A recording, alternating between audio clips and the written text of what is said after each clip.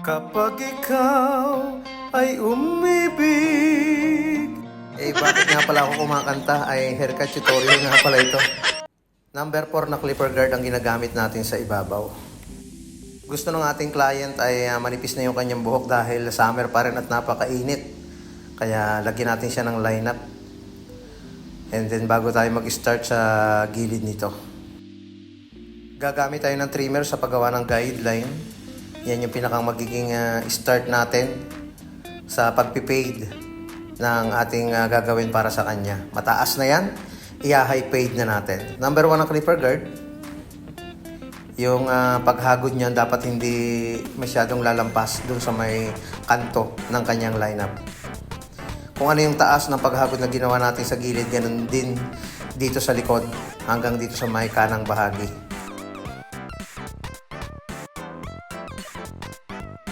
0.5 na clipper guard. Focus tayo sa pinakang guideline. Napaka-importante talaga ng paggawa ng guideline, lalo na sa mga nag-uumpisang magupit.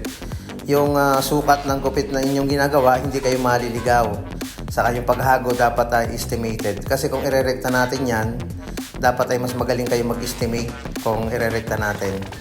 Sa ganitong proseso, okay na okay ito, yung may guideline. Zero close sa pagbura ng guideline. Ganyan lang yung ating proseso dyan sa ganyan kataas na gupit. Hindi naman yan mahirap at yung pagkontrola lang ng clipper ang inyong pag-aaralan.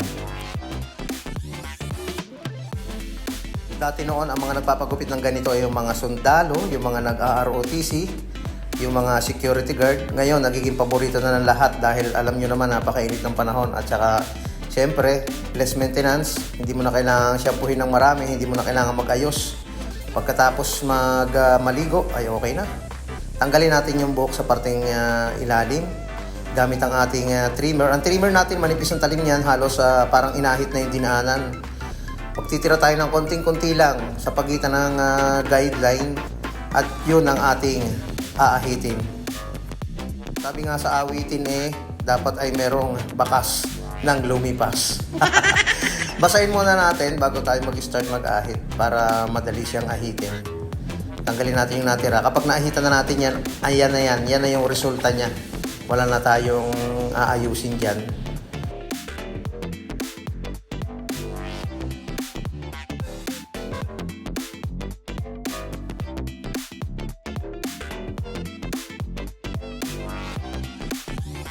Number 4 ang ibabaw. Naka-high fade ang gilid. Nakakabata talaga yung mga ganitong gupit. Yung tipo na ikaw ay 40 plus na yung edad. Bigla kang magiging parang 30 plus lang. O, di ba? Okay na okay, malinis at maayos na gupit.